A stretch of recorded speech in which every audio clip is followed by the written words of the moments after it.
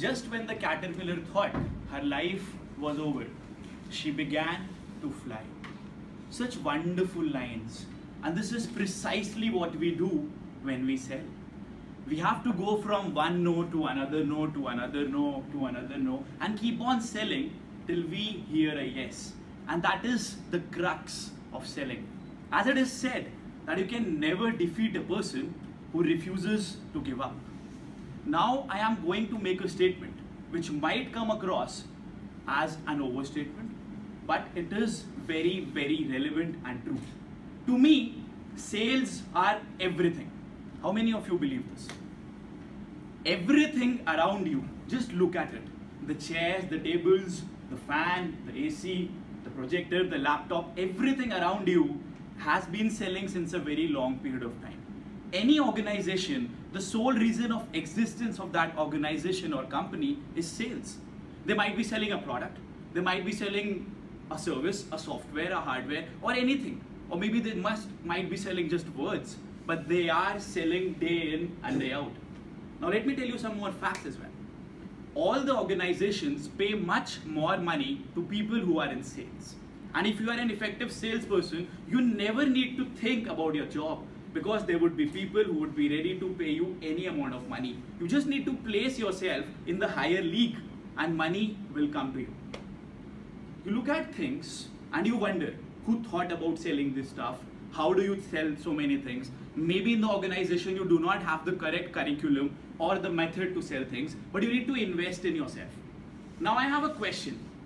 How many of you think that selling is not your cup of tea? Let's have higher hands. Too much of serious stuff till now. Now let me lighten up things a little. I tell you, each one of you is a professional at selling. Now remember, when you were a kid and you used to cry when you wanted something or the other, you got that.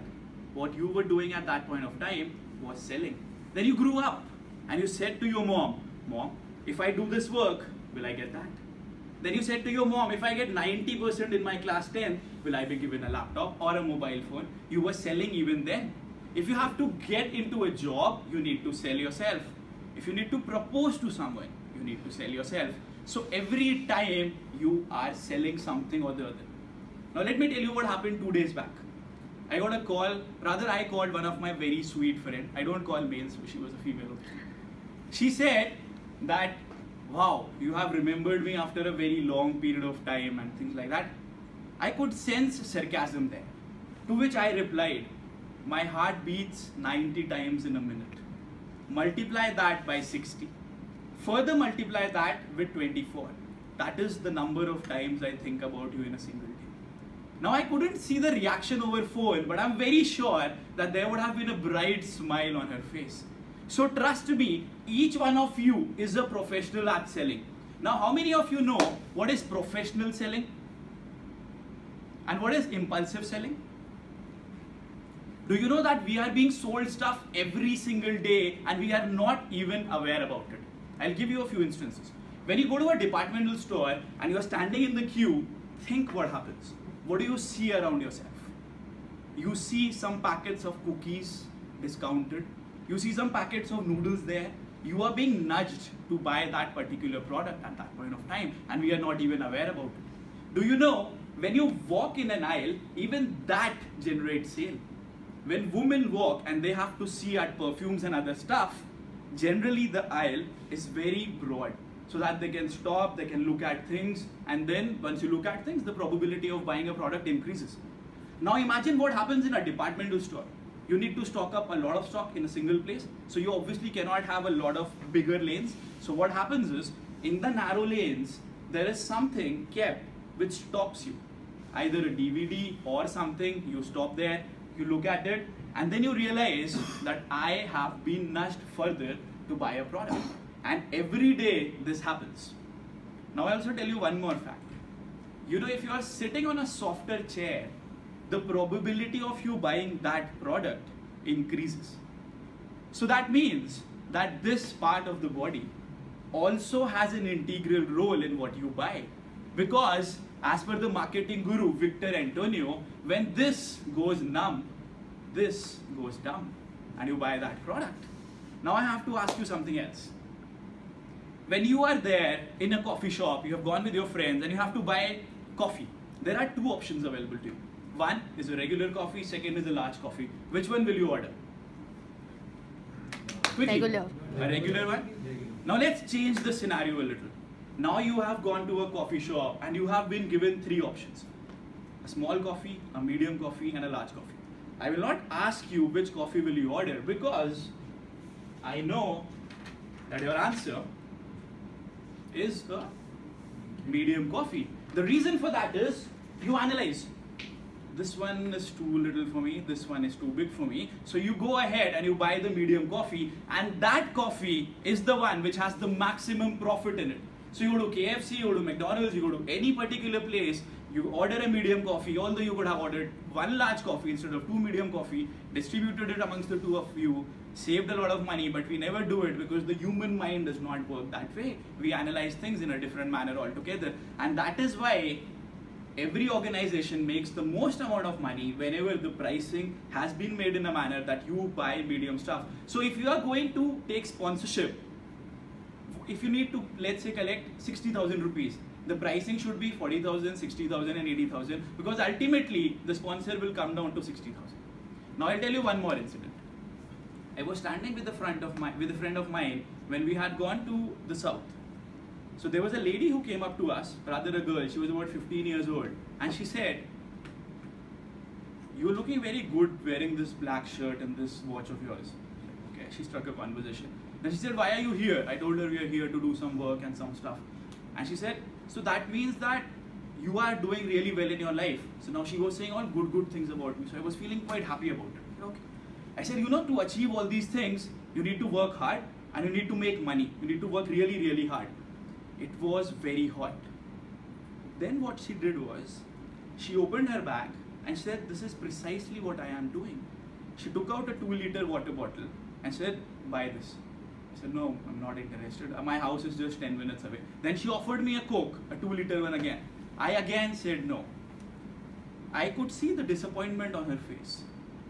Then what she did was, she said, "Okay, you cannot buy this big water bottle or this big Coke bottle. What you can do instead is," she gave me a 250 ml Coke bottle and said, "You can at least buy this." What do you think I would have done? I would have what? I said, "Okay, give me 2. Just 10 minutes later, I reached my home. My parents were there who had decided, and they had all the cold drink and everything for me. But it was only because of what she did that I got this. How many times have we people done this? We'll come back to that again. I'll tell you some more facts.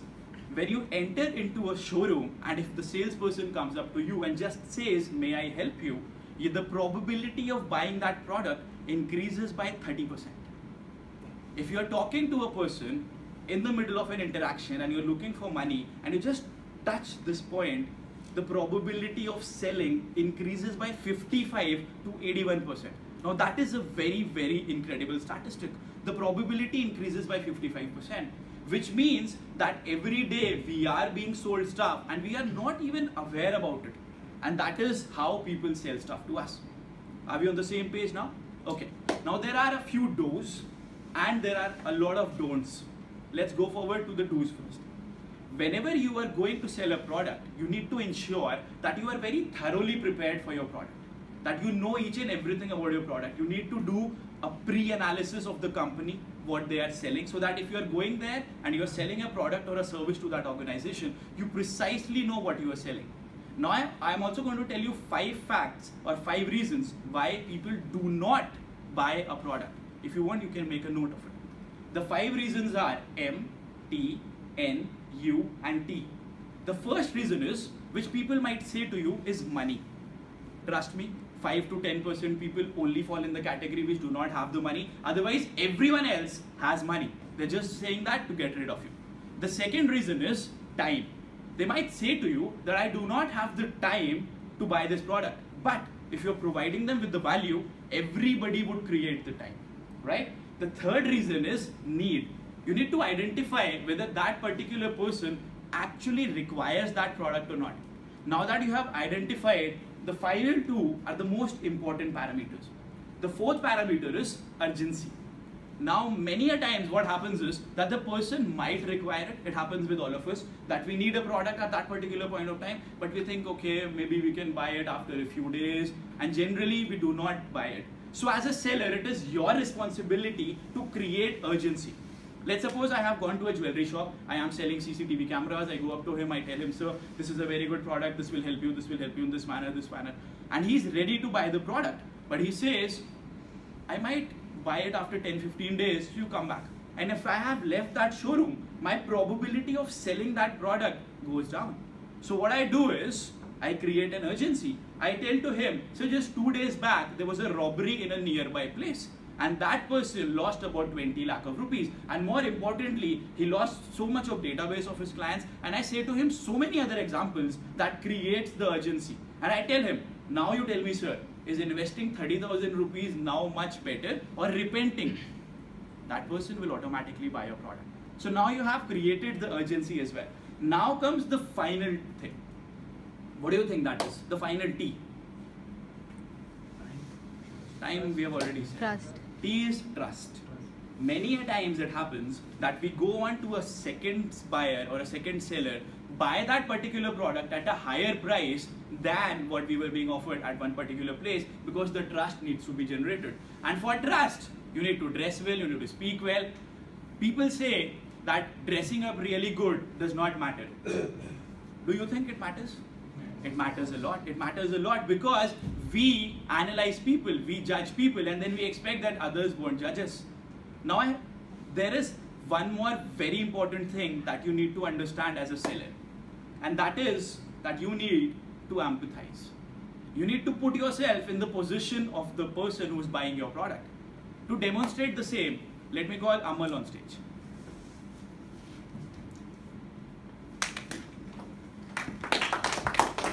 Okay, so Amal, you need to tell me or the audience about 5 instances where you have done very, very well in your life. Go ahead.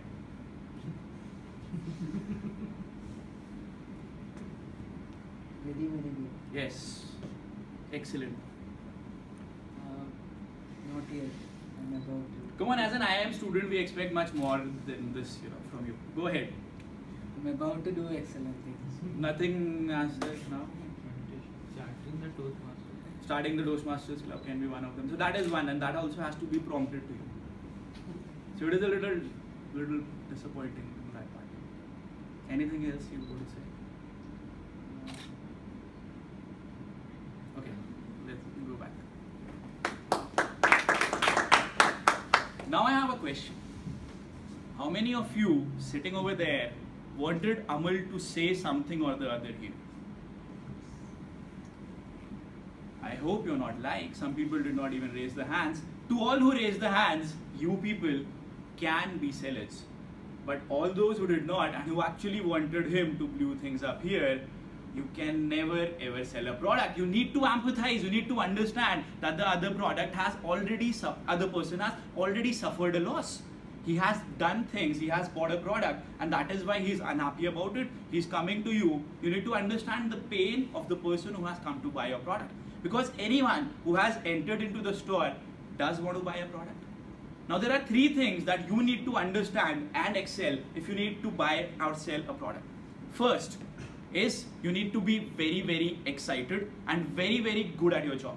You need to be thorough with your preparation. That is very, very important. Secondly, I'll tell you one more fact. 20% of the sellers make 80% of the money. That is what Pareto cycle says, and that is what actually happens everywhere. Which means that 20% of the people who are selling a particular product will be making more money than the remaining 80% of the people. But the good news is that everyone who is now in the higher league of 20% was initially in the bottom 5% or 10%. Just like Sir said, that he started from a very modest level, but then he improved himself. So everything can happen. The other thing is that you need to be committed to success. It is very, very integral and very, very important for you to understand that you have to sell under any circumstances, come what may. And for that, you need to tell the person who has come to buy a product stuff which is not obvious. Which means that you just don't need to tell him about the laptop's configuration and other things. You also need to tell him certain specifications which he or she is not aware about. Understand, in today's world of Google and technology, everything is available to you at your fingertips. So the person who's coming there to buy that product generally knows a lot about the product. You just need to clear the air and tell them about certain things which they are not aware about. That automatically creates the rapport and the trust, and you tend to sell more, right? Now coming from the do's to the don'ts are very, very important. Now when a husband and a wife come inside to buy a product, the wife has already said to the husband, we will not buy. So again, if you are there and if you use the word buy, the person is never going to buy a product. Instead, what you should say is, do you want to own the product? Do you want that product to go along with you? That will automatically have you in good stead and the probability of buying increases. Secondly, never ever ask the buyer to sign the document. Since our childhood, we have been told by our parents, do not sign upon anything before going through the terms and the conditions. So even if you are able to convince him in buying the product, just at the last moment, if you say sign it, the probability of selling that product goes down. Instead, what you can say is just okay it. Might be a possibility that the person will not understand what you want him to do. Then he'll ask you, so you want me to sign it? So when he says that from his own mouth, get it done. Okay? Next, never use the term down payment, because down payment again means that you have to pay money. You can say that the initial investment is, the initial amount that you need to pay is this. That automatically creates faith, and you are making the person do what you actually want to do, but he's doing that in a manner which actually does not exist. Okay? If you want to buy or sell a product, I'm talking from both the perspectives. If you want to sell a product, never quote the price that you actually want. Now, I have an iPhone 6. It is also recording the speech as of now. I did not get it like that. I went up to my dad and told him that, Dad, a new phone is being launched in the market and I want that phone. He said, which is that phone? I said, I'll tell you maybe after a week or so. He said, okay, fine enough. So 1 week later, I go up to him and I said, Dad, there's a very good phone which has launched in the market. The name is iPhone 7. It does not even have a jack. It has got a wonderful camera. It is the best phone that has ever come. I want it. It is not even available now in Dehradun. We can just get it in black. So please buy it for me. So my dad saw that I'm very excited about the product. What question will he ask now? What do you think? Price. So he asked me, what is the price? I said, Dad, it costs somewhere around ₹1 lakh. And my dad was like, ₹1 lakh for a phone? Combined 4 of us, if you combine the prices of all 4 phones that we have in this house, they add up to ₹50,000. We cannot buy that. So I made a very sad face. And I said, okay, you cannot buy me iPhone 7, it's fine. Can you buy me iPhone 6s which costs ₹45,000? And boom, the iPhone 6s was there. This is what ladies do when they want stuff from their husbands or anyone or from anyone else. This is how you need to do things, because generally people are not going to give you the things that you ask for. So there's also a saying that if you want to land amongst the moon, if you want to land amongst the stars, you should shoot for the moon. Exactly this is what you want to do here. If you want something, you should ask for something which is way beyond that, and then what you exactly want will come up to you. Okay? Now you are at a final point and you're about to sell a product, and the person who has to buy that product says to you, let me think over it and maybe we can meet sometime later. What will any normal salesperson do in such a scenario? What do you think? He'll say that, okay sir, can you tell me the appropriate time when I should call you? He'll try and fix up an appointment. Now trust me, if you'll try to do this, you will never be able to sell a product. Because once you move out of that room, just like I've said before, the probability of buying that goes away, because the person is never going to think about it. In this scenario, you need to be firm, you need to be aggressive, but you need to say this with a smile. You have to say to that person, sir, in such a scenario, whenever people say this to me, I ask them that probably you're not buying this product as of now due to 2 reasons. The first reason is you're not satisfied with the product. The second reason is you are convinced, but you're not sure that you should buy the product as of now. Now he will be telling me at least one reason why. If he says, I'm not convinced, the chapter is over, just say things, okay sir, good, and go away. But in maximum instances, the person will say to you that I need more convincing. So that opens another gate for you, and the probability of selling that product increases right there. So these are some of the do's and the don'ts that are required when you sell a product. Cool? I think we now know that we have been selling stuff since we were, let's say, 6 months old. We now also know that we are being forced to buy stuff which we are not even aware about on a daily basis. And there is one more saying which I very truly believe in, which says that smooth roads never make good drivers. So instead of asking God, why me, you should say, challenge me. To that, you know the do's, you know the don'ts, you know how to go about things. I want to conclude this page. So on 1, 2, 3, we'll just do it one time this time around, not two. On 1, 2, 3, once I say 3, you need to say, I can sell along with me. Alright? Alright? Yes. Great. So, 1, 2, 3. I can sell. Thank you.